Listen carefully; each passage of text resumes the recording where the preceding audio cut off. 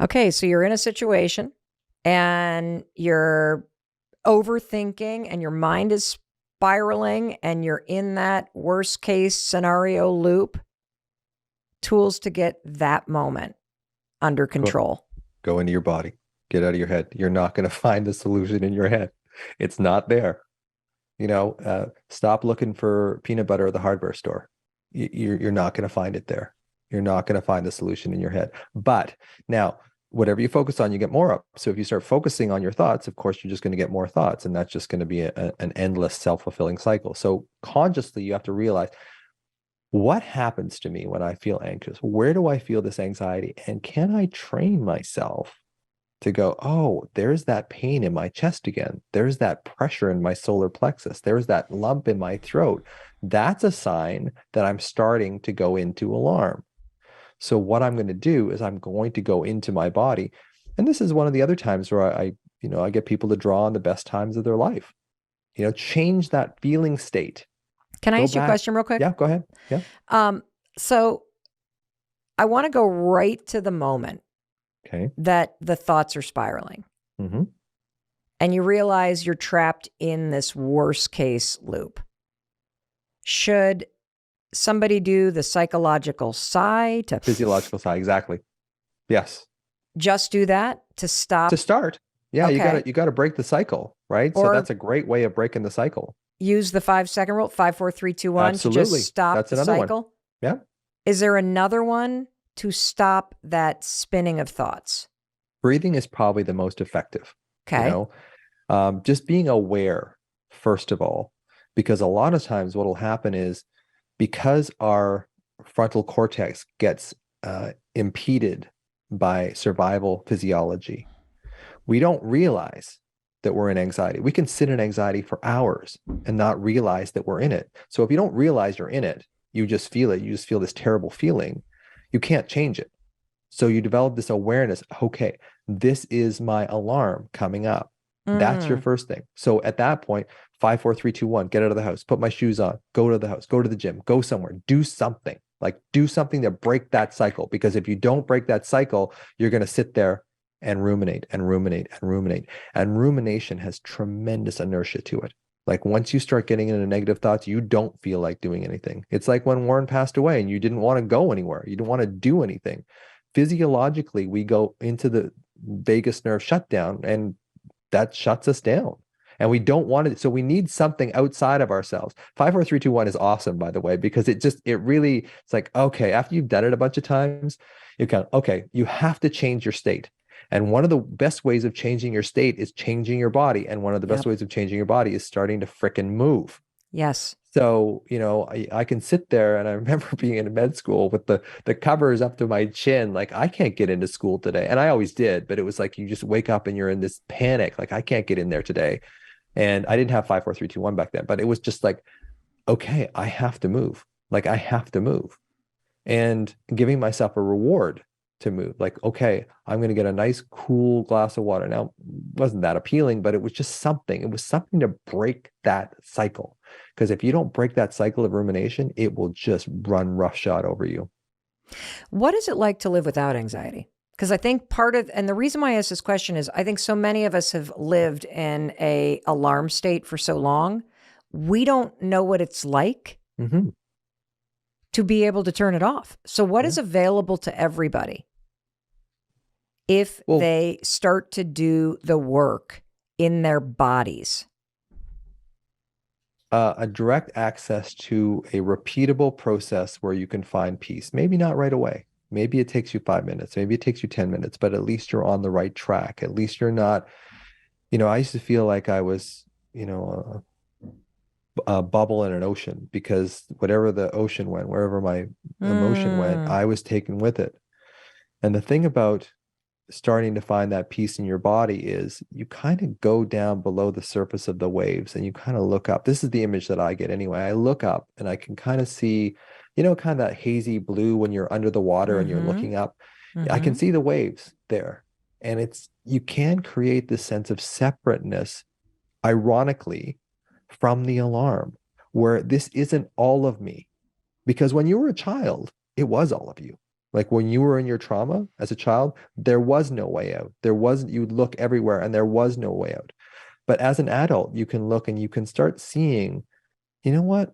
I feel you, alarm. Like I feel you there. And I know that you were my younger self. But I can see that there is a sense of separateness there, that I don't have to completely be taken over by this. Now, at the same time, the paradox is that alarm is your younger self. So you want to be attached to it. So can you see the alarm with this sense of curiosity? Because when you look at something with curiosity, you take a lot of the emotion out of it. It's like, that's really interesting that I've got this sense of alarm in my solar plexus, that it feels heavy and sharp and purple. Wow, that's really interesting. Because when you look at it with curiosity, you're changing your sort of psychological mindset towards it. And when you start changing it in any way, it starts making that cycle easier to break. So when you get caught in rumination and thought, you can start going into your body, even if it hurts initially, because you are on the right track, and your ventral tegmental area, the part of your brain that secretes dopamine, will start telling you you're on the right track. And I think that's when we start healing, we start get this sense of power over the alarm, because we have been prisoners of it for so long. And in a way, we are prisoners of our younger child. If we don't pay attention to them, they will make us miserable together. So when you start paying attention to that and you start knowing, hey, I'm on the right track, like dopamine starts going in your brain. When you're on the right track with something, you get all these sort of feel-good chemicals. And then you have a sense that you are no longer this passive, bubble in the ocean anymore. Like you have something that you can tap into that's in all of us. I mean, this power, and we see this a lot with people that have had spontaneous remissions from cancers and from horrible diseases and stuff. They feel this power in them that they didn't know was there, but they just feel it. They just feel that power. And I think what happens when we have trauma as children is we lose faith in that power. We lose sight of that power. So when you connect with your younger self again, you can have access to that power that's in all of us, that sense of peace. I think in the Bible, like they call it the peace that passeth all understanding. And you get into that state. And when you start healing from anxiety and you start realizing, hey, it is actually safe to feel safe. There's a tremendous feeling of rush of, man, I suffered from this for so long. Why did I wait so long to do this? Well, I know for me personally, it happened a lot faster than I expected it to. And the experience for me is emotional peace. Like there's a level of steadiness, there's a calmness, confidence, like it's all available to you. And I think when people really resonate, particularly with either the way that I move through life in the last year or two, or how our son Oakley has this just steadiness, this presence, that's emotional peace that you're experiencing. And everything that you talked about related to the fact that so much of this is about the separateness or the unsafe feeling that we all experienced at some point during childhood, and how the alarm sounds now that we are adults. But there's this emotional immaturity in most adults, meaning they're just children trapped in adult bodies who are incapable of handling the feelings and the sensations that are rising up in their bodies, which is why they act in ways that feel very toxic or abusive or confusing. And it's why we do that and then regret it. And the whole solution to all of this is this 3-layered approach we've been talking about today. Is first, you got to become aware yeah, that you have this alarm, that it's getting triggered in your adult life, and that there's shit that went down when you were a kid that needs your attention and needs your healing. And it has everything to do with you learning how to make yourself feel connected and safe and taken care of. And then there is the coping with it, which are the bazillion strategies on TikTok, which, by the way, a lot of it is horse shit.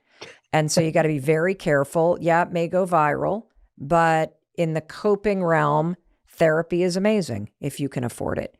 And all the modalities are incredible and help you to cope, and breathing and meditation and yoga and walks in the woods and lots of things that both Dr. Kennedy and I recommend. And it will help you cope, and it will help the anxiety dissipate. But if you really want to dismantle the alarm, you got to go a layer deeper, which is in your body, finding the source of the alarm, repairing yourself and that little person inside of you that felt alarmed, and then taking care of yourself by staying in your body and becoming aware of when the alarm goes off before it hits your mind, and feeling your way through these things. It's remarkably powerful what you're talking about, Dr. Kennedy. And I think that's really, you kind of hit the nail on the head. I mean, there's superficial things we can do, physiological sigh, breath work, grounding, just feeling your butt in the chair, feeling your feet on the ground. Like, there is something psychologically about being grounded. It does help us for sure. Touch, touching yourself, touching other people,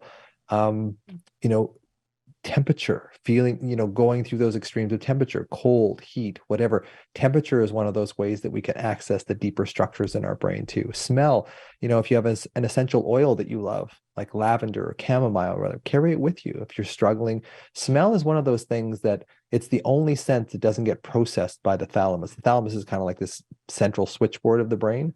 Smell goes right into our emotional brain. So if you have something that smells good, it will change your state right away. There is this thing also about moving your eyes back and forth, side to side, sort of the basis of EMDR. And it does show that if you move your eyes back and forth, not up and down, but back and forth, it does decrease the activity in the amygdala. Now, all those things are coping strategies. To heal, you've got to find the alarm, you've got to find the trauma, you've got to find your younger self. You have to have faith in yourself.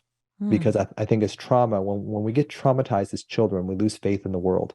And when we lose faith in the world, we start believing everything is up to me.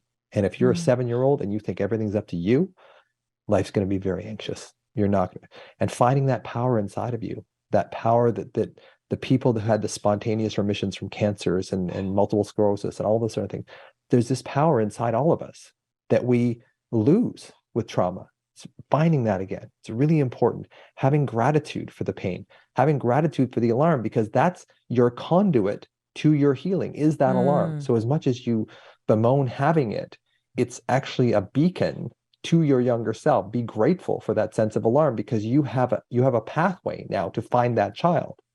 And play. It's so important to adopt play, because when you play, you start changing that autonomic nervous system, and that autonomic nervous system runs your life. So the more you can play, the more you can regulate that autonomic nervous system, that sympathetic, parasympathetic nervous system, the easier life is going to be, the more connected you're going to be to yourself, and maybe more importantly to others, because we need others, because loneliness is killing us. Separation is killing us. Give me your top 3 recommendations for play that you give to your patients. Well, I often ask people, like, what did you do when you were a teenager?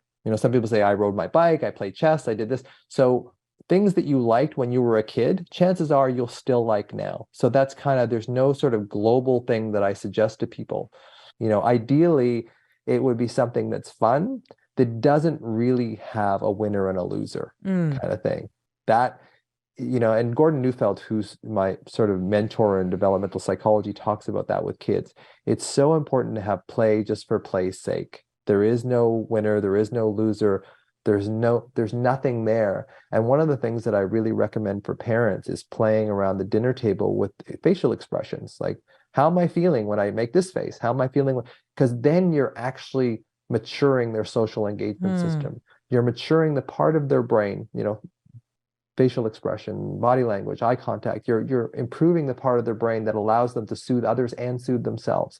So it's important to do this in a playful way, and that's really, once we start really adopting play in our day-to-day life, then we start regulating our nervous system.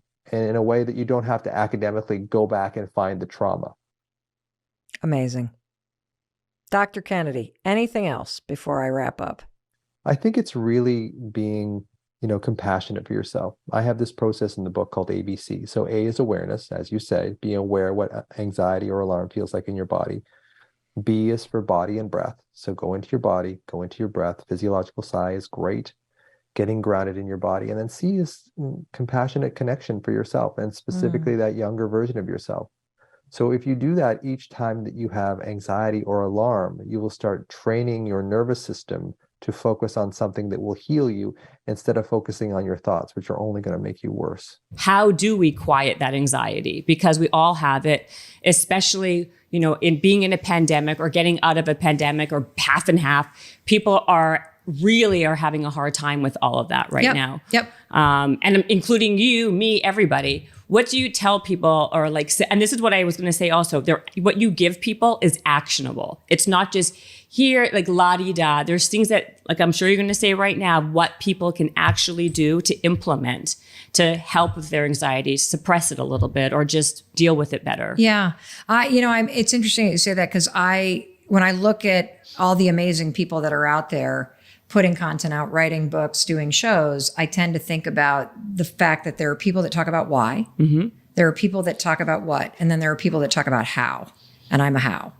And when it comes to anxiety, which is a really big topic, it's really important before you get to the how to actually understand what anxiety is and what anxiety isn't. And so if we can go down this road, I would be happy to unpack this topic because it's super, super important. So first thing is, anxiety is nothing more than your body and your mind anticipating that something bad is about to happen. So there is a bracing in your body and there is a racing in your mind associated with what might happen, okay? I'm going to give you an example that explains an anxiety response and that's normal, that everybody can relate to. And then we're going to talk about what has become, in my opinion, an epidemic of generalized anxiety, which is the experience of going through your day-to-day life, feeling on edge, like something's about to happen, so your nervous system is dysregulated, and your thoughts are always spinning several steps ahead of you. What if this? What if that? What if the other thing? So just normal anxiety, I'll give you an example of an anxiety response to something. So let's say you and I hop in your car and we drive to the grocery store. And as we are chatting away and talking, all of a sudden somebody swerves into our lane. What do? I panic and I get anxiety, but I freak out or I try to move my Correct. car. Exactly. That is a normal anxiety response to a very stressful thing. Right. Okay. The car's about to hit us. It hasn't hit us yet. So something bad's about to happen. And immediately your nervous system has a big wave of, oh my gosh, go through it. Anxiety response. Okay. The anxiety response, it has a purpose. It is trying to wake you up to pay attention because something's about to happen. So that wave you feel of, oh my gosh, the car, that is got a purpose to protect you, okay? Your thoughts then start scrambling to try to protect you. It's going that way. I got to pull this way. So you start thinking about the what if that, what if, and you respond, right? Now, here's an interesting thing. When the car veers off and we realize we're okay and life goes back to normal, what happens in your body? I calm down and I'm more normalized. Yeah. I'm more equalized. Yeah, exactly. The threat goes away, and so your body comes down. You switch from what's called the sympathetic, which is the fight or flight, to the parasympathetic nervous system, right? Right. And your thoughts don't spin anymore because you're not anticipating that threat. Right. That is normal anxiety. It's an alarm system that makes you pay attention. The problem is we have been so bombarded by negative news, by uncertainty, by the pandemic, by the changes to our day-to-day life, by the racial injustice that we see on the television playing out, by political polarization, by the isolation. It's too fucking much. Yeah. And so what's happened is we have all gotten ourselves in a situation due to the way that life is right now, where you feel like you're about to be hit by a car all the time. There is a nervous system on edge. That's what we call a dysregulated nervous system. And your thoughts are constantly scrambling. Like, let's take this moment right now. I personally thought we'd be through the pandemic by now. Yeah, I think most people did.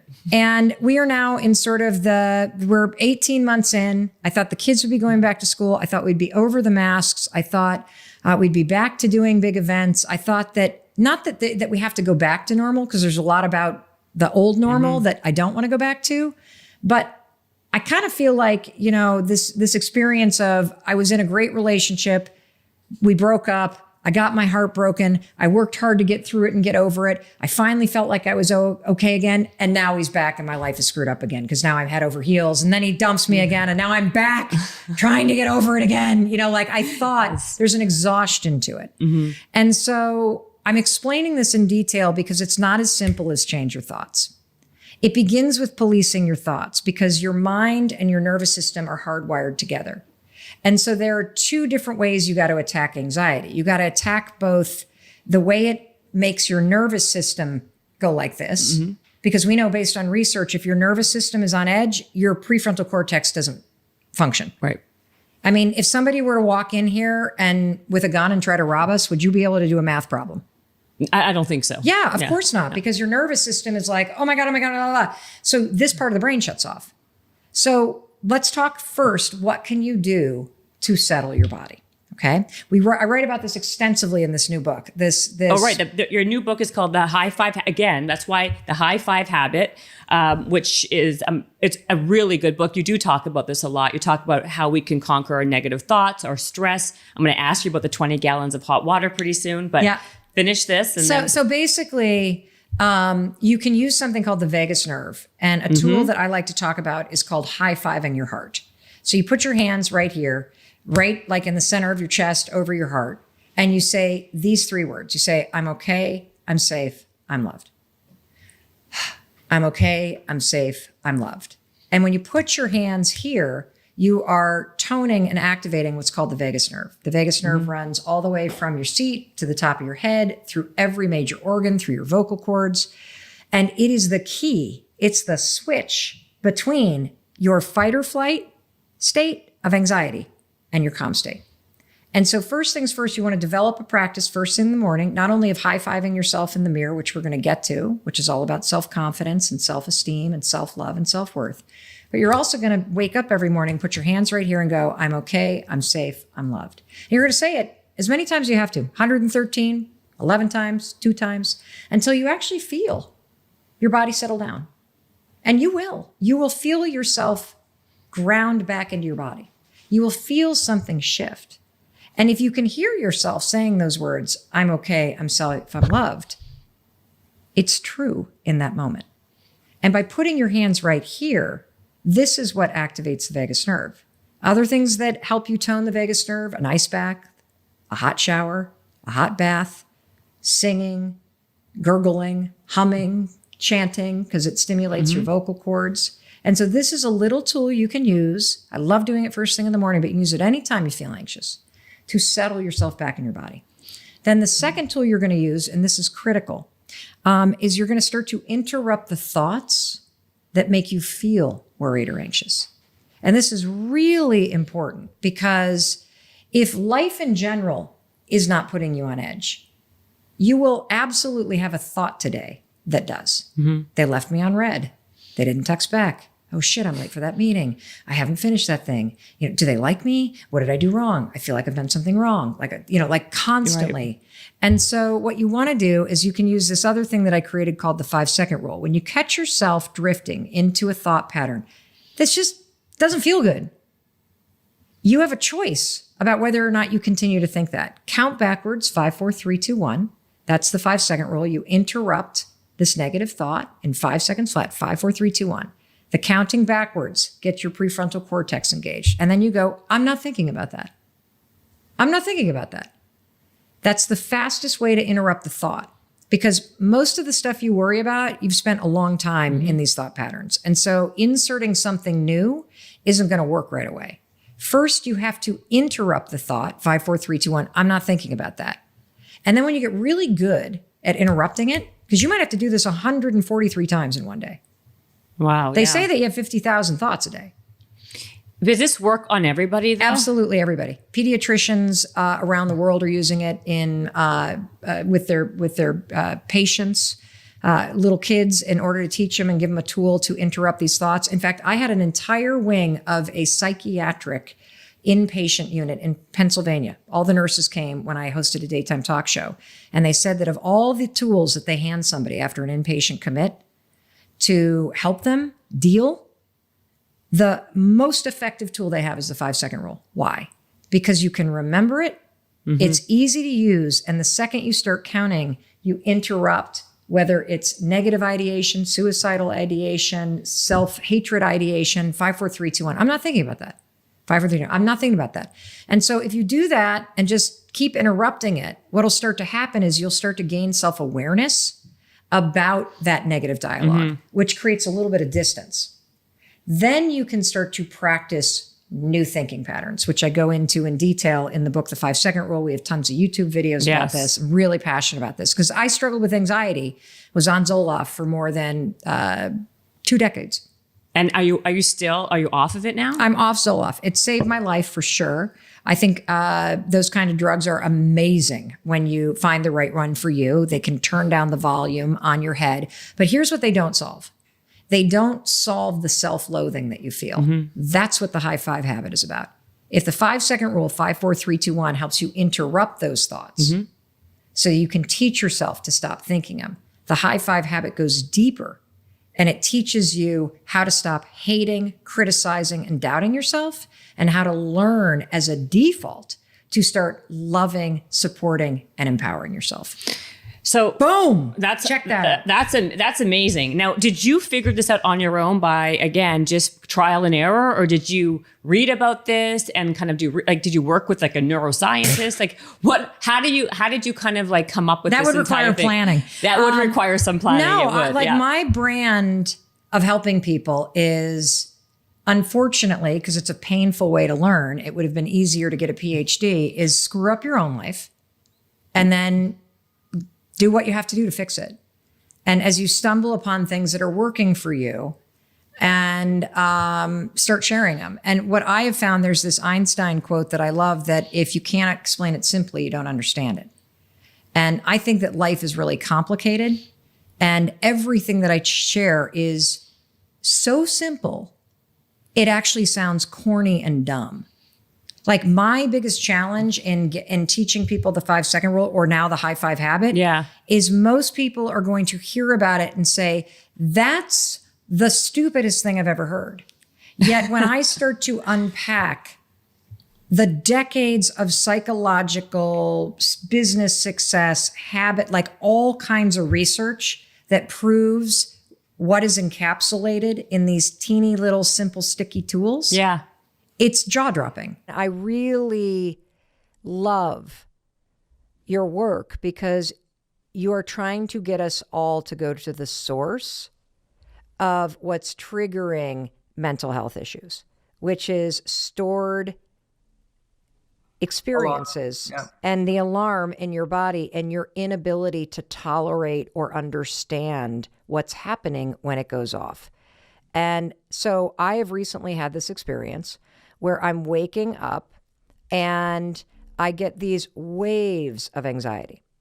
And what's interesting is that this is not new for me. I mean, I've struggled with anxiety for 30 years, but we have just recently had a number of huge changes in our life. And I now live in a different state in a very small town. And when I wake up in the morning in the middle of all this change, my alarm is not on the nightstand next to me. It begins in my ankles, and it's like a hot lava wave that goes from my ankles, up my legs, all the way up my stomach, and then it solidifies in my chest. And as soon as I feel this wave, my immediate thought is not, oh, I want to feel the alarm. It's fuck.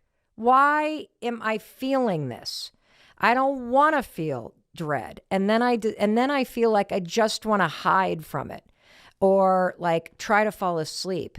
And I know that it's just my body reacting to all this change. Like it's some sort of stored experience that is coming up. And I've been working so hard on not freaking out when I feel it, Right. but turning toward it. And as a medical doctor and a neuroscientist and somebody who has struggled with anxiety for 30 years, why is turning toward this alarm the answer in that moment? Like what would happen? Like tell me what happens when you turn toward it and you put your hands on your chest or you go, oh, thank you. You're just trying to protect me because you're scared to death that you now live in Vermont and you have no friends and you're very far away from your kids and you're going to live alone here on this mountain and be even more lonely. Like I get through this whole like catastrophizing, which only make it worse, versus welcome this bullshit in. Like, I don't want to. Like, I just don't want it to be there, Russ. Yeah, I get it. What if it's not bullshit though, Mel? What if it's little Mel? Did you have a nickname when you were a little girl? This really is becoming therapy, isn't it? Oh, well, I give it a try. Yeah, when you started talking about the mismatch with the mom, I'm like, I hope my mother doesn't listen to this episode because I even feel guilty for admitting that we are kind of a mismatch or are a mismatch. Yeah, well, my sometimes my mom calls me Melly, and friends of mine call me Melly, and yeah, friends of mine called me Melly. Is there a name that you relate to as a child? A nickname that you relate to?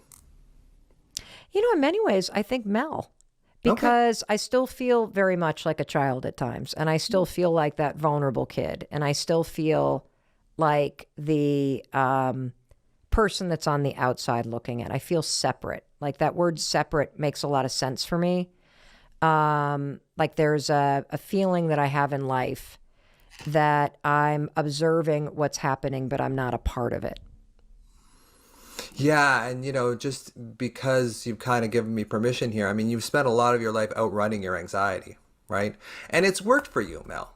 You're very successful. It's worked for you. I see this with a lot of very intelligent people. They can intellectually kind of outrun their anxiety. What does that even mean? It means that you keep yourself so busy that you don't get a chance to sit with that alarm in your body. I don't want to sit with it. That's why. Exactly. Why do you think moving to Vermont where there's nothing to do is so fucking terrifying? Like I can't run to Target to make my anxiety go away. Right. Like I feel like I'm addicted to negative stress. And this addiction to negative stress is what I've done to numb my anxiety. Well, it's sublimating it. What is that is a big word. What does sublimating mean? Sure. Sorry. You've taken this energy and you found a way to make it work for you. So I've taken the negative alarm or the alarm in my body and I've channeled it in a direction so I don't have to feel it. Yes. And when you said, what if the alarm is trying to help you? Yeah. What the hell did you mean by that? What if it's little Mel? What if it's the younger version of you saying, hey, I need some attention. And then when you say, fuck off, I don't want to feel you. Literally, what if you had a child come up to you in a grocery store and they were crying and they had their hands up in the air to pick them up? Would you push them away? Would you go, see ya, fuck off? No, you wouldn't. You'd pick that damn child up. But we won't do it for ourselves. God, that's so true. Yeah, we won't do it for ourselves. We'll do it for our pets. Yeah, you're right. You're absolutely right. Like if somebody else had an alarm going off in their body. Yep. And they were like freaking out or worried or sad or upset or needing attention or reassurance, you would give that to them. But without hesitation, I'm sure with Sawyer and Oakley, you do that all the time. All the time. Yeah, but you don't do it for yourself. No, and I think that this is the singular biggest mistake that society has made around understanding anxiety. I just had a huge breakthrough here. Holy shit, Russ. Okay, so let me just see if I can give this back to everybody listening. Sure. So it's the fact that you're scared of the alarm or you can't tolerate it and you don't understand what it's trying to ask of you, that makes it worse. Yes. And if you were to realize that any tension or fear or kind of scary feeling in your body is an alarm system that From your is child. from your inner child, Or young. asking you for reassurance or love or attention, and you just gave yourself that reassurance or love or attention, the alarm would turn off. Is that what you're saying? Slowly, yeah, because it's been an adaptation for you too. You got to remember that the ego thinks it's protecting you by firing. I don't understand what the ego is. That's too Oh. intellectual for me. So You're gonna have to have me back. I will That's have you back to talk about the ego. But the second anybody says ego, I'm like, oh, this is somebody who's way smarter than me. I don't want to try to figure out what the hell an ego is. Like, so, and we will have you back because we all need to know what the ego is. However, Sure. I just want to stay on this because I think this is a groundbreaking idea that I want everybody who either has some level of situational or generalized anxiety or loves somebody who has situational or generalized anxiety. And at this moment in time, that would be every human being on the planet. And I want you to understand that we have been taught that we're supposed to attack it from the neck up with the thinking first. And that's one of the things you need to do to cope. But the real heart of healing your anxiety, which you claim you've done, and I want to hear about that. Yeah. But and I don't mean to use the word claim like I don't believe you. I claim that I have gotten so much better, but yeah. My Well, God. you're a medical doctor, so you can say that. I feel like I understand anxiety. I still hate it.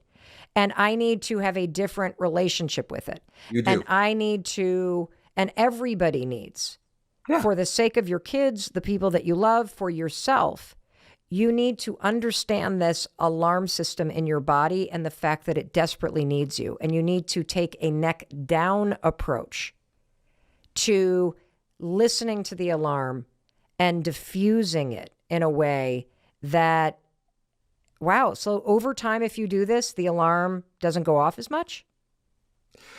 No, yeah, that's true. It's not as intense, and you're not compulsively running up into your head when you feel the alarm. So if I had a motorcycle in my front yard, I used to work emerge as a doc, and it's like I don't, you know, Does emerge mean emergency? Oh, emergency, yeah. Okay, so you used to work in the emergency room as a doctor. I delivered babies. I did kind of the whole kind of general thing. Okay. Now, if I had a motorcycle in my front yard, that's why I bring up motorcycles, is because I used to see bad accidents with motorcycles. I don't condone motorcycles. I think they're fun, but they're dangerous. Anyway, sidetrack. So if I had a motorcycle in my front, I've never ridden one before. So if I had a motorcycle in my front driveway and I had 50 books on how to drive a motorcycle, ride a motorcycle, and then I go out to the motorcycle, I sit on it and I go, no, you know what? I got to go back and I got to read a little more about how the brakes work. And then until you get on that frickin' motorcycle and ride it around and maybe fall off a few times, which is the same thing with the emotion. As soon as you get on the alarm, you start actually feeling better. Like when you said about that thing about the person in the school drop off, as soon as you put your hand over that place of alarm, you will feel instantly better. I'm not saying it's going to, take it from a 9 to a 2, but it's going to take it from a 9 to a 4, because you're actually, from a consciousness perspective, you're actually going at the root source of the problem, which is this little child in you that says, I don't like this person. And it's not this person. It's basically, I don't like someone from my past that this person reminds me of. I don't like the feeling that I have in my body when I see this person. And this is a familiar feeling from my past. Yeah.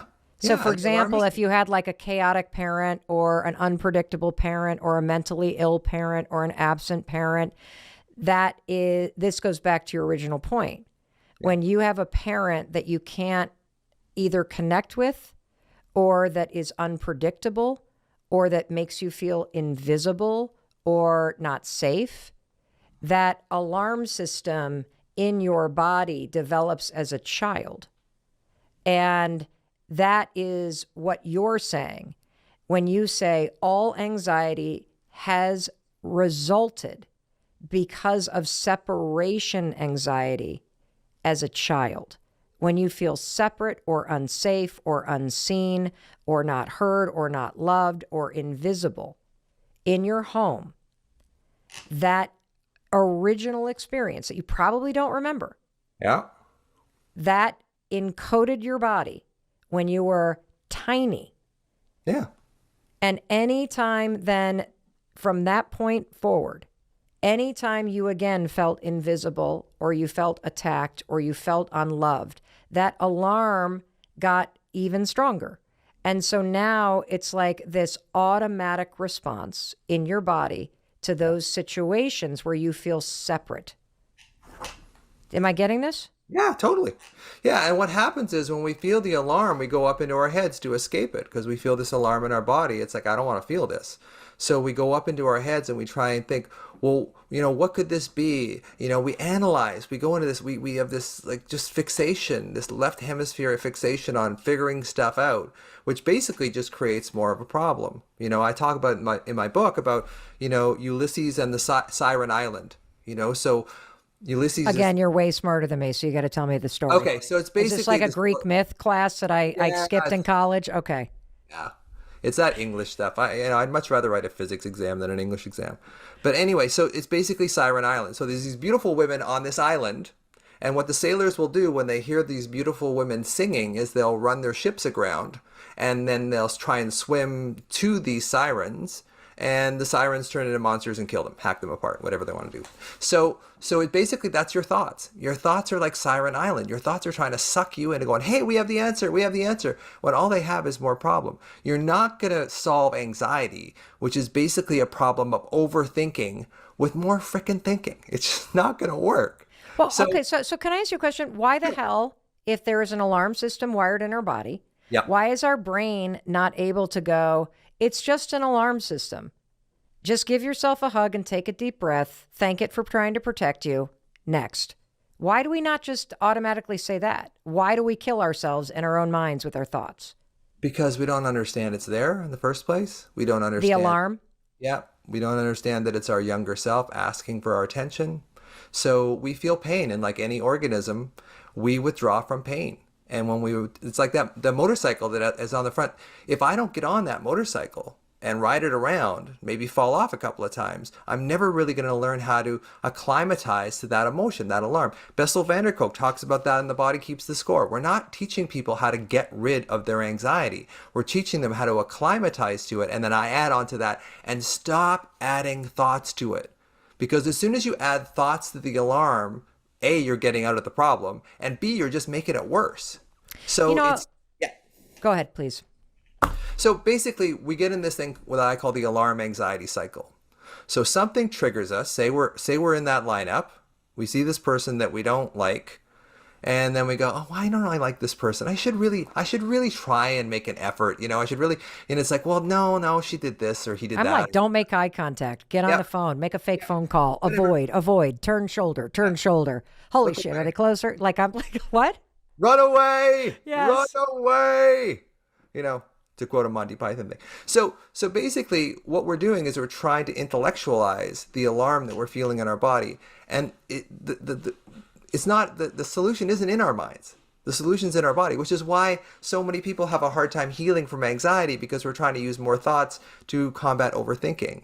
My big takeaway right now so far is that all the thinking that we reflexively do about the feelings in our body makes the alarm louder.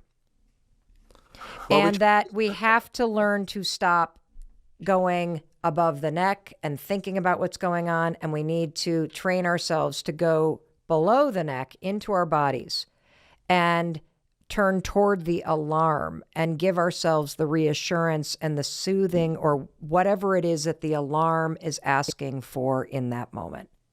Yeah. And that if you do that, you are now taking step one on the path of truly, what would you call it? Dealing, calming, curing your anxiety. Getting at the root cause. Getting at the root cause. That's exactly what it is. You're getting at the root cause, which is the alarm. The thoughts are not the cause. The thoughts are a symptom. So the thoughts are just a byproduct of this alarm that's stuck in your body. Now, thoughts do cause, anxiety. There's no two ways about that.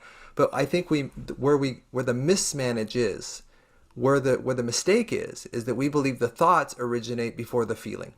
And I'm saying the feeling starts before the thought. The feeling starts before the thought. Because every one of us knows a kid that can work themselves up into a panic attack because they think they're going to throw up. Sure. And what I now realize after years of having kids with anxiety and reading so many books about this subject that I should have a PhD, and being in years of therapy myself, is that if like, let's take my son. So our son Oakley, when he was little, he was constantly picked on at school.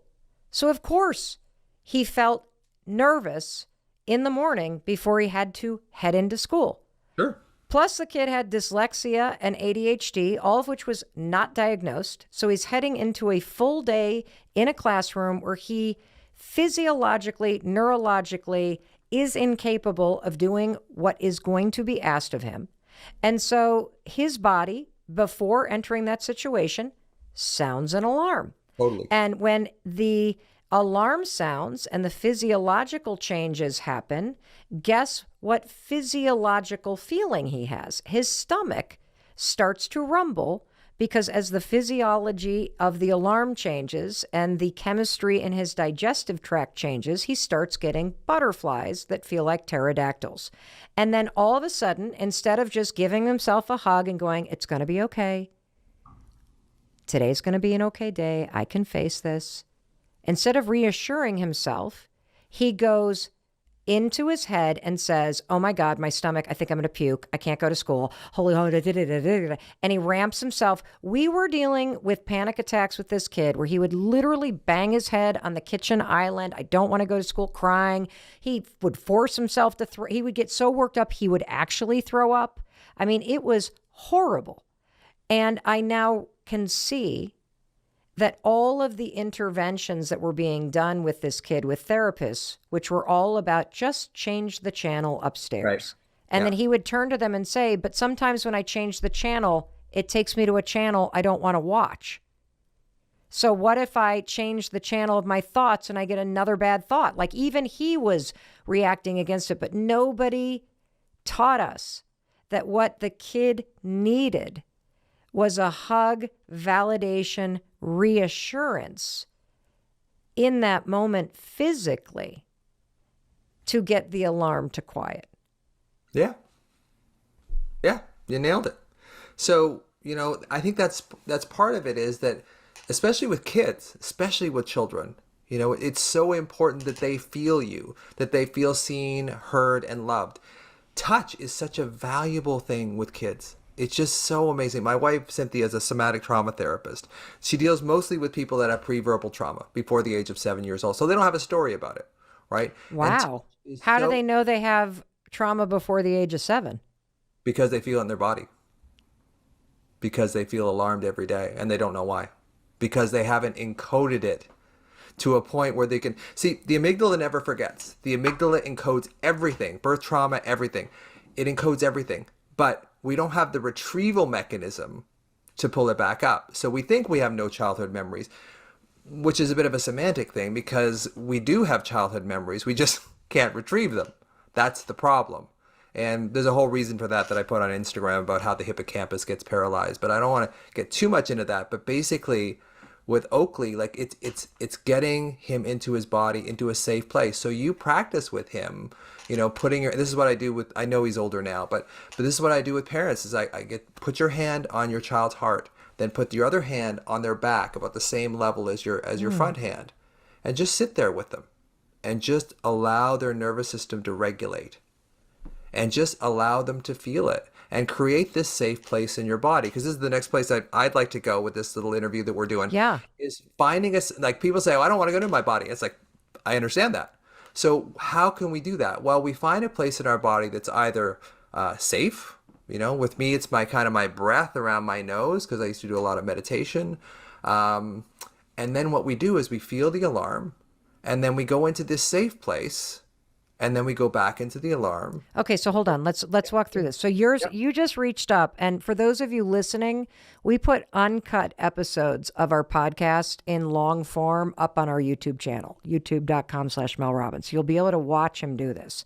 But he just put his hands kind of right, kind of like if you wore a pair of glasses, you'd put your hands kind of under where your glasses are along your cheeks. And so when you said the way that you could practice this, so here's a takeaway for how you could practice this. You just got what I would call the love sandwich, hands on the heart, hands on the back, Sure. and just hold somebody Yeah. when they are having an alarm go off in their body until you can feel them slowly start to have the alarm turn off, and the clinical word being their nervous system starts to regulate again. They're in their body, they're in their safe space. But you also talked about this second tool where you locate a safe place in your body. And for you, it was sort of right here alongside your nose. I was trying to think of another one other than the heart. Like there have been times where I've like kind of tucked my hands under my armpits. It's almost like a mini hug. Yeah. Almost like, I don't know what it is, that like, I suppose that it's, or like I could put my arms, I could give myself a hug kind of thing. Yeah. But so you could pick anywhere in your body, your stomach, for some people, like deep breathing. What are some other places that patients of yours have selected in the past to give people It's an all idea? over. It's all, but basically I get them, where's a safe place in your body? And a lot of them will say, I don't feel safe. And I'll say, well, where's a neutral place? It's like, well, my right knee feels like there's no feeling in my right knee. It's like, okay, let's go into this pain of your heart, from this recent breakup that you've gone through. Now let's go and just bring our attention into that right knee. And then go back into this. I'm doing this quite a bit faster than I normally. But when you say bring your attention to your right knee, yeah. if I'm doing this exercise with you, does that mean that I've got kind of my eyes closed and I'm mentally working my way down to my knee? So Yeah. you're mentally kind of locating your attention at your knee. Okay, got it. Yeah, because that feels either safe or neutral, right? Yep. So what we're doing is we're basically training your unconscious mind that this pain that you're feeling in your heart is not all of you. Because what'll happen is the amygdala has no sense of time. So when you get triggered, you will go back, you will turn into that 11-year-old. And then basically what we need to do is train your amygdala like, no, I'm not back there. I'm not 11 years old anymore. I'm actually my age that I am now. You go into that, right knee that's neutral. Or if there's, for me, I go into the sinuses, right? So when I get alarm, I wake up with alarm every day, right? But I don't give it that much credibility anymore. And then I go into this place in my sinuses. Do you actually touch it or do you just feel it? I touch it. Yeah, I touch it. And I can do it a little bit now. I might get a little zony when I do this, but basically, and what I do is I can locate the alarm in my solar plexus. I talk about this in the book. Where are the solar plexus? Oh, it's right where your ribs meet, right where the bottom part of the sternum. Oh, the breast. gotcha. Okay. So that's where I have my alarm from growing up with my schizophrenic dad. So I will go into that alarm. I will try and intentionally give it love and attention. And then I will go up into my sinus area that feels safe. And then I will go back into that place that feels uncomfortable.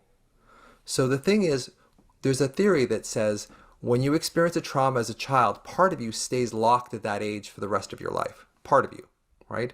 So what I'm At trying times to do, I feel like all of me. yeah, and it can be very overwhelming because it's unconscious, Mel. Like it's not something that we consciously feel. We actually get transported through the amygdala to that time and through the insula. The insula is kind of like the place in our brain that kind of translate the body into the mind and the mind into the body. It's kind of like the way station. So I believe that we actually create this body memory, and I think the insula has something to do with this. And then we feel exactly the same way in our bodies now as we did when the trauma was occurring, which of course brings up all sorts of old memories, all sorts of old panic, and then we want to make Fears, sense of that. stories, all of it. You're right. I want to talk about a topic that listeners around the world are writing in about, and it is the documented and alarming spike in depression and anxiety Yes. and mental health issues, Yes. particularly in young Yes. adults. Yes. And when I hear a lot of experts talk about it, they just talk in broad strokes. Can you help us understand Yes. the various factors that have gone into this spike? Because I feel like Yes. I don't know what to stop controlling. You know what I mean? Like if the main behavior that we need to get ourselves to change is this constant need to control other people in our lives, particularly our kids, Right. and to become more conscious Right. to letting go Right. and being in the moment. Right. How do we do that on a topic where you've got somebody that you really care about that's deeply like in the spiral Okay. of anxiety or depression? Okay. So there are several layers to your question. So number one, what do we do with all this disease that we're seeing? Yes. Really dis-ease from within. It is a symbol and a symptom of inner disconnect, right? We're disconnected. And while we were always, I think, disconnected since the birth of the agricultural revolution and technology and industrialization, in the past 30 years, we have seen technology in front of our eyes take over our lives to the point where we are using technology as proxies, as surrogates for relationships. Now, children need presence. They need a parent who embodies the here and now attunement and alignment in order to thrive. Now, when the parent is constantly distracted on a screen, using the screen as a proxy for their own anxiety management as medication, the child now is not getting the source of warmth, of connection, of soothing, safety, security, significance from the primary caregiver. It's also beginning to rely on the same proxies. So this is why we have seen a greater incline in mental disease now than ever before, because our proxies have multiplied. We have a proxy in the back pocket. We have a proxy in the car. We have a proxy in the back of the car and the trunk. We have batteries and chargers and adapters and 10 devices. So we are now replacing human-to-human connection, which is the core foundational essence of quote-unquote good parenting with these proxies. So our children are feeling that lack. So mental health is rising. I know it's a broad answer. What do we do about it, right? What do? We take our children in our charge soon. We don't wait for the schools to relinquish technology. We can do it at home. Each parent has the power in their own microcosm at home to increase connectivity with their children. If we want to raise children who are secure, well empowered in adulthood, they require the first 10 years of true presence. It doesn't mean daily, moment by moment presence, but it's the embodiment of that energy. So we have to do away with the screens. We have to be decluttered in our own schedules, in our own agendas, cut out all the 10,000 activities. All of that is a waste of time for the most part. Focus on the connection between parent and child or siblings and keep it simple. You know, what happened in the pandemic was really a tragedy in many ways in so many people's lives, but it was a call back to simplicity, a call back to consciousness, a call back to connection. But now we've lost it again. So you will see this rise continuing because children know that they're missing. They can feel it. They're like, where are my connected parents? Why am I not in nature? Why am I sitting in front of this plastic one-dimensional screen, clicking on buttons that are artificial? They sense it and their psyche suffers. So, Dr. Shefali, are you saying that modern parenting, where we are parenting with a phone in our hand and we ourselves are not present because we are on the screen and we are distracted and we are overscheduled and we are anxious and worried, is the direct cause of the anxiety that our kids are feeling? I mean, it makes sense. Yeah, but the parent, if we can't blame the parent, because I don't mind. Like, I'll take the blame. Right. Like, I see my responsibility. Right, but greater than that. Like, instead of just focusing on the parent, we have to see it as a system of parents, right? I call it the parenting industrial complex. This is not just one parent.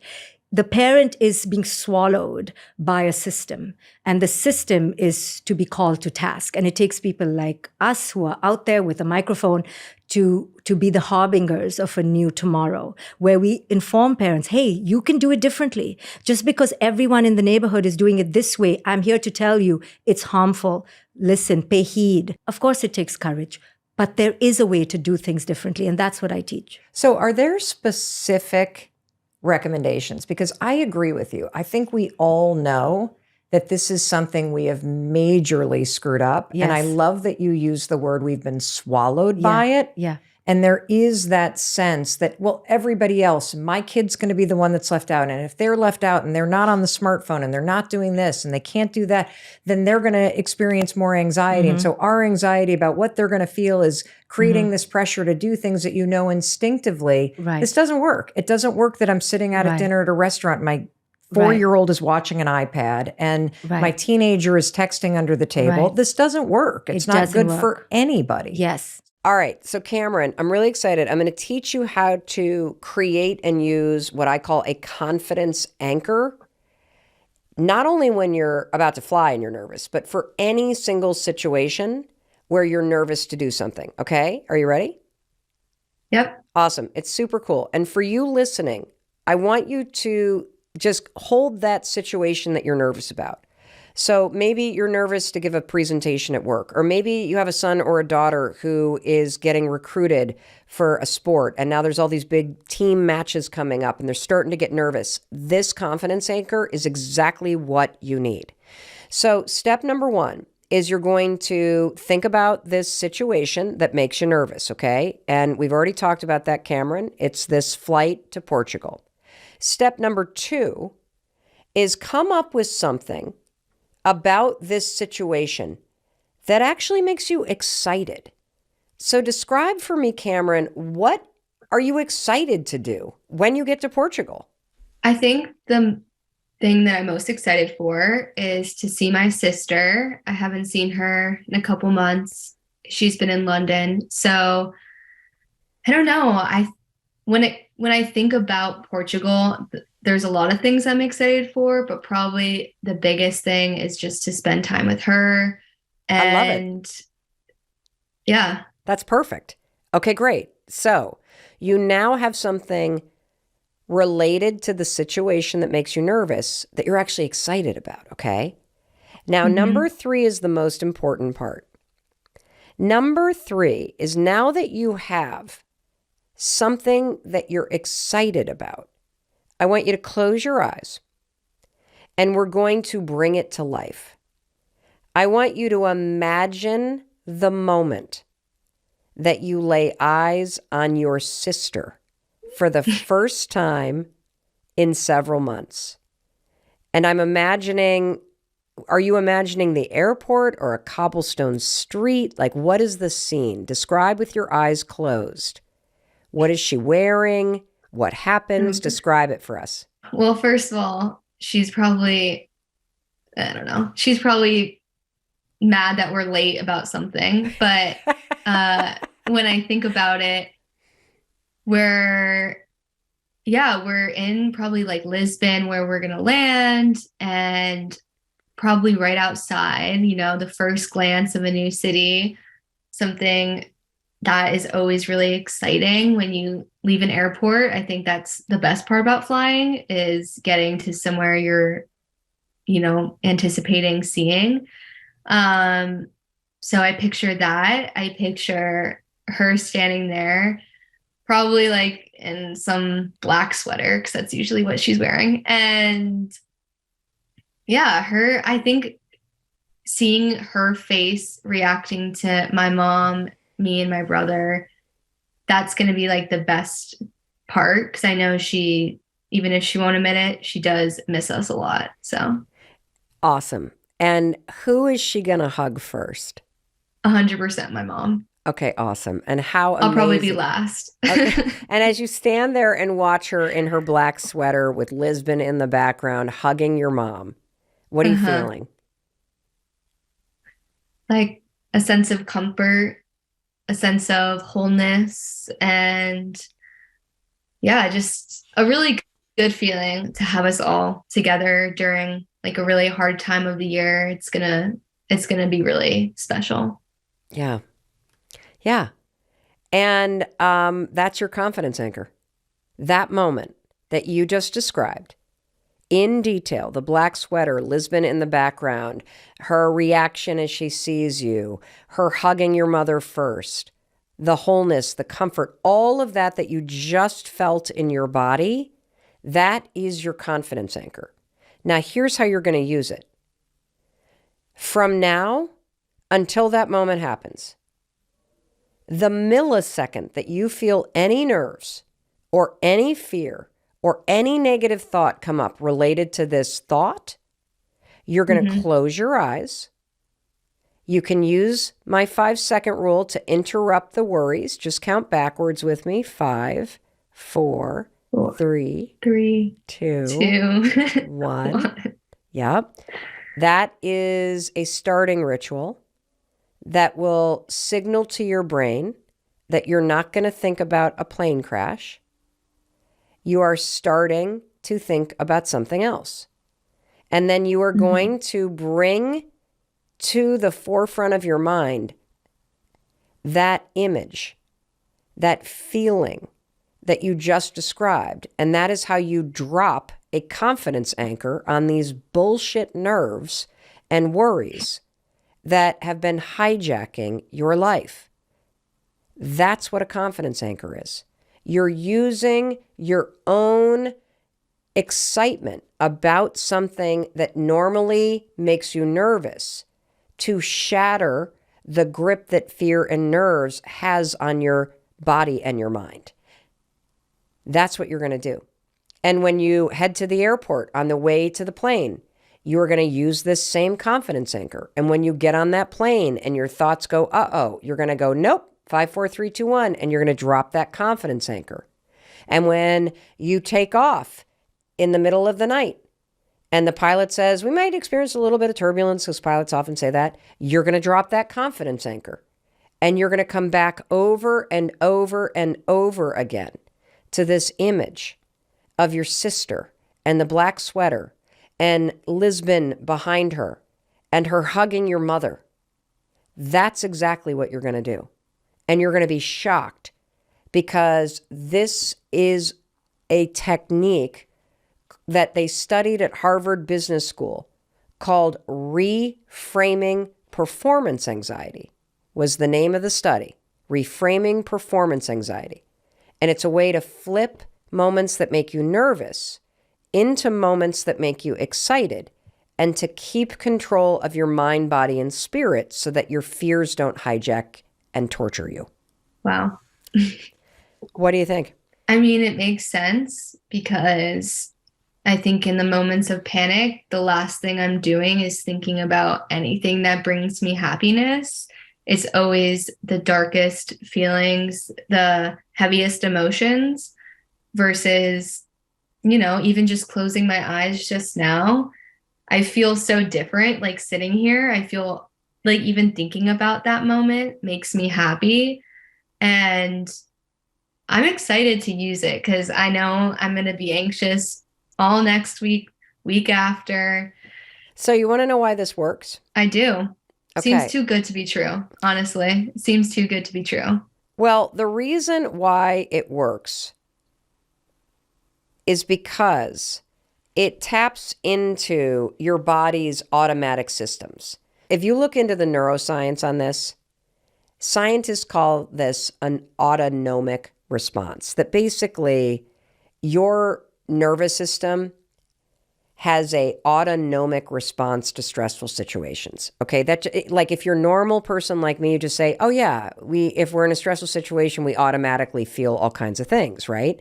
And so what I want you to understand is that, when we're in situations that make us nervous, everybody, whether you're giving a speech or you're going into an interview or you're on a first date or you're running a track meet or you're getting on a plane or you're breaking up with somebody or you're going in for a job interview, it is going to be automatic that your nerves take over, because you're about to do something that makes you stressed out a little bit. It's requiring you to feel, it makes you feel a little bit vulnerable.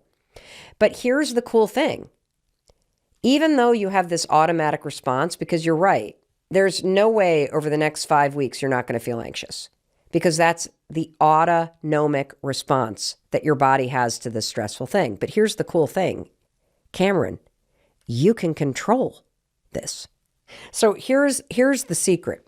The secret is understanding that your body's reactions to fear, so your automatic reaction to a fearful situation, is the exact same as your body's automatic response to an exciting situation. And we're going to use this truth that your body's automatic reaction to fear is the same as your body's automatic reaction to excitement to your advantage. So tell me about a situation that makes you excited, like just something like in your day-to-day life, okay? Give me a situation that makes you excited. In my day-to-day life, that makes me excited. Well, how about this? Who's your favorite musician? I really like the Lumineers. Okay, great. Guess what? Mm-hmm. The Lumineers are playing a private concert at the new private venue at the Fenway Park. You, my friend, not only have front row seats, you're going to meet them before the show. Okay. It's 5 weeks out. How do you feel? Jittery a little bit. Like kind of the same feeling I would have if I, was playing a big soccer game or running an important race when I was younger, like the clammy hands, the pit in your stomach. Yep. Dude, we're walking into this venue. You're walking up to the front row. How you feeling? My heart's beating fast. I'm like going a million miles an hour. I don't know. Probably feeling like really on edge. Yeah, the usher is coming up to be like, okay, they're ready to meet you. How you feeling? I'd be like, okay, like, let me collect myself. Yeah, probably really flustered and I don't know, like a little bit anxious probably. So it kind of sounds like a situation like that where you're about to meet your favorite band, which I would say, is that a positive or a negative experience? Yeah, that'd be amazing. I mean, a positive one, obviously. Well, it sounds very similar to the way that you experience the thought of flying to Portugal. Yeah, I guess that's true. Yeah, you want to know the only difference? When you're in the situation that's positive, that makes you excited, and you're about to meet the Lumineers, your brain is telling you you're excited. Your brain is telling you the jitters in your stomach are butterflies. And that's a good thing. Your brain is telling you your hands are clammy and your heart is racing because something good's about to happen. The only difference between that and what you experience as you think about flying to Portugal is what your brain is saying about the flight. When you start to experience butterflies in your stomach as you are about to board the flight, your brain's going, uh-oh, there's something wrong. This is negative. The plane's going to crash. You're experiencing in your body, Cameron, the exact same physical and physiological symptoms when you meet the Lumineers as when you board a plane. And the only difference is what your brain is saying about it. And so the reason why a confidence anchor works is we are going to shut your negative brain down and drop this confidence anchor right on it like a sledgehammer. And we're going to replace your narrative that something's wrong with, holy shit, I'm about to see my sister. This is so exciting. It's as exciting as meeting the Lumineers. And when your brain starts to say the butterflies are positive, you won't escalate into a panic attack. You will have taken control. How cool is that? That's pretty cool. So do you have any questions about the confidence anchor and how you're going to use it? It just honestly seems still a little bit too good to be true. Like, I don't know. I can just conquer all my fears just by flipping the way I'm thinking. There's a scientific reason why this works. So they researched this at Harvard Business School. And what they did is they put people in control groups and put them in situations that made them nervous. So they put one group into a control group where they had to run a track meet. Another one had to sing karaoke. Another one was in like a debating competition. And they taught one group of people to use this reframing tool where you think about something related to the track meet or the debating competition or karaoke that you're excited about. And so this group was taught to say, I'm excited. I'm excited to run this meet. I'm excited to get up there on the stage and conquer my fears. I'm excited to go and debate because I've prepared. The people who use this simple reframing tool outperformed the people who didn't. They felt less nervous, and there's a scientific reason why. Earlier, we talked about the fact that there are these automatic responses that our body has to situations that are exciting or stressful. And in our case, Cameron, we talked about the Lumineers and how that's exciting, meeting the Lumineers, and getting on a plane to Portugal, which used to make you nervous. Just talking about those two situations created an automatic response in your body, didn't it? Yep.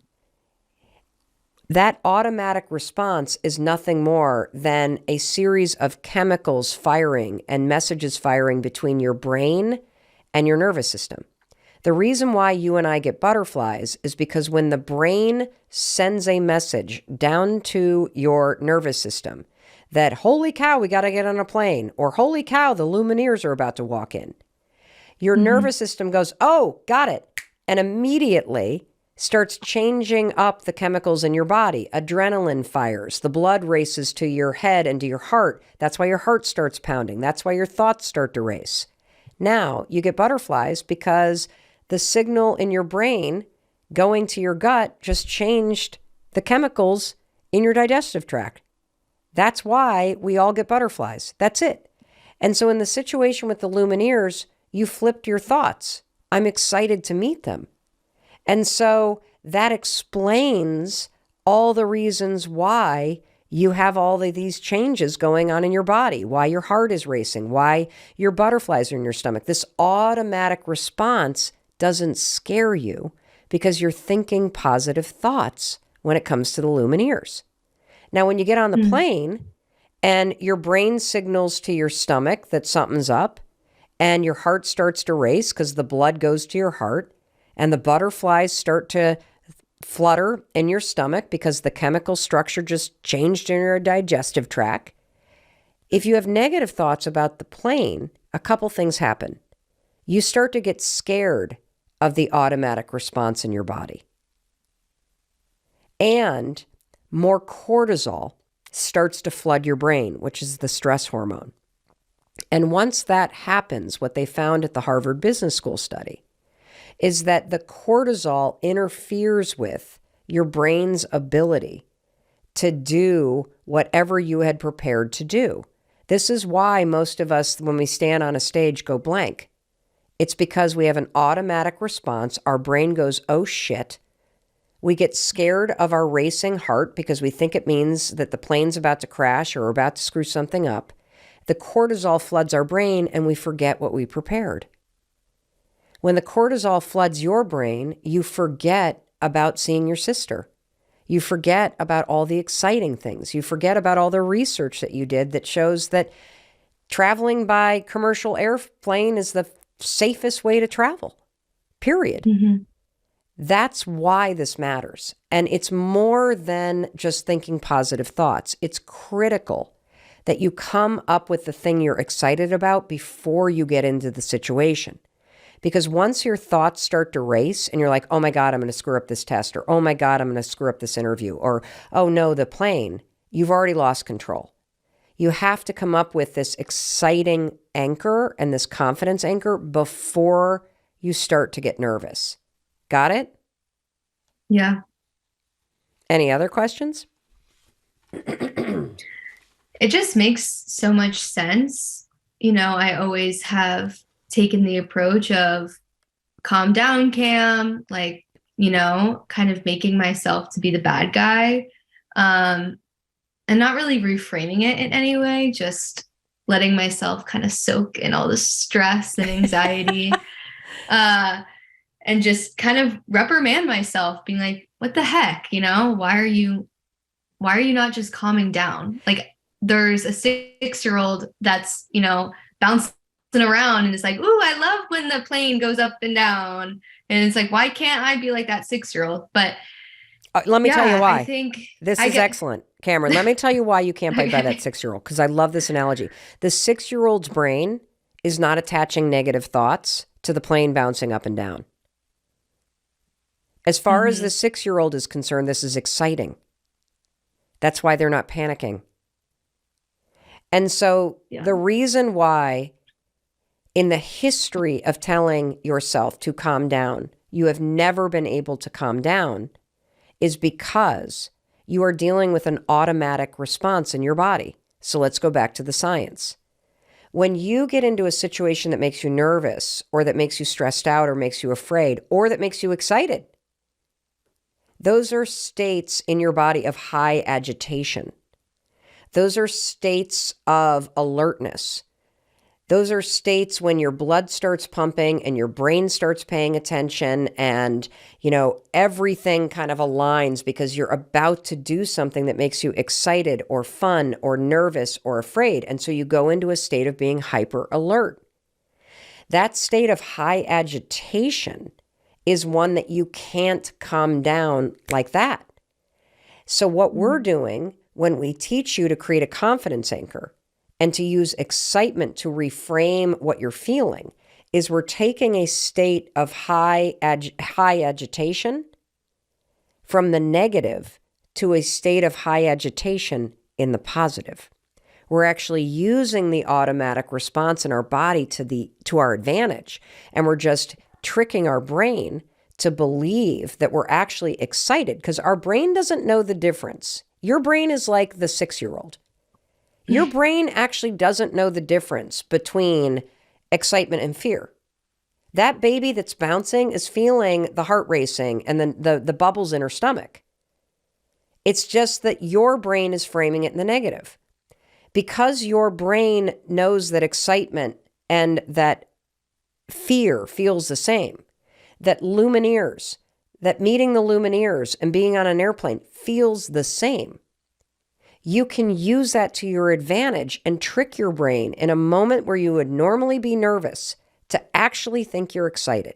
And the reason why this matters, Cameron, is because when you're on that plane, if you can come back over and over and over to your confidence anchor, and if you can close your eyes in a moment of turbulence, and you can imagine your sister, and you can start to say out loud, and this is important, you've got to say to yourself, I'm so excited to see. What's your sister's name? Sienna. I am so excited to see Sienna. I'm so excited to see Sienna. I cannot wait for Sienna to hug my mom. I cannot wait for this. If you come back to that confidence anchor, you are going to flip your brain into believing that you're excited about that moment and you will no longer be afraid. And it's a way to gain control. And you know what? You want to know something really cool? Because your confidence anchor is related to what you're doing, it's really believable. Because when you are there hugging your sister, it means the plane made it and there's nothing to be worried about. That's why this works. When you imagine before a test, yourself walking out of there going, yes, it actually makes you excited to take it. When you imagine yourself nailing the interview, it makes you excited to walk into it because your brain doesn't know the difference between a state of fear or a state of excitement. And now you know a simple trick backed by research from Harvard to take control of your mind and take control in situations where nerves normally derail you. Yeah, that's amazing. I think that was always like in the back of my head during our conversation was if I feel fear in a lot of different areas of my life, not when I'm just in the air.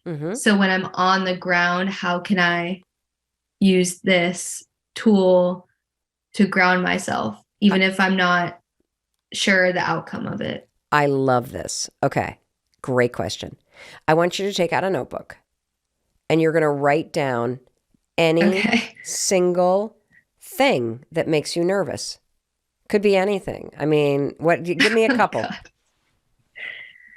There's a long list probably, but off the top of my head, like something that, I don't know, I really wish that I could beat the fear on is I recently moved, not that far, but there's a really nice yoga studio on my street that I like pass every day. And I just always think like I need to be a part of a community of 20 somethings that are like-minded, that, you know, I've always loved yoga. I've loved the community it brings. But I cannot bring myself to sign up, and I can't bring myself up. Like, I just constantly think about the day I have to show up for my first class. And it makes me way too anxious to even like go. This is an excellent example. And by the way, incredibly common and very relatable. Yeah. So I'm really glad you shared it. So you're going to do the exact same thing. We're going to create a confidence anchor. Because what I hear is I hear you want to do it. I hear it pulling you. And the nerves are keeping you back. So name something you're excited about. So like, can you pick like a coffee shop in your neighborhood that you love to go to, and it's going to be your treat to get a nice latte when you're done? Yep. Do you want me to name it? Yeah, I do. It's called Thinking Cup. I love Thinking Cup. Now, you're going to close your eyes. What color yoga tights are you wearing? Oh, God. Maybe like, I have this really nice light blue ones that I always like to wear. I love it. And as a treat, because you went to this relaxing yoga class in your light blue tights, sweatshirt tied around your waist, yoga bag over your shoulder, standing at Thinking Cup. What did you order? Probably like an iced oat milk latte. Love it. Love it. How do you feel? Yeah. As you're walking out of the Thinking Cup, having just completed that class and treating yourself to that, how do you feel right now? Like proud of myself for doing it. Awesome. There's your confidence anchor. Anytime you feel nervous, you're going to count backwards, 5, 4, 3, 2, 1, to interrupt the nerves and create that starting ritual, and you're going to drop that confidence anchor. And what's going to happen is it's going to slowly retrain your mind that you're not nervous about joining that yoga studio. You're actually excited. And when you start to practice this confidence anchor, at some point you're going to find yourself walking down the street and there's the studio. And as that wave, because remember, it's automatic. Hey, it's Mel. Thank you so much for being here. If you enjoyed that video, by God, please subscribe, because I don't want you to miss a thing. Thank you so much for being here. We've got so much amazing stuff coming. Thank you so much for sending this stuff to your friends and your family. I love you. We create these videos for you. So make sure you subscribe. Mwah.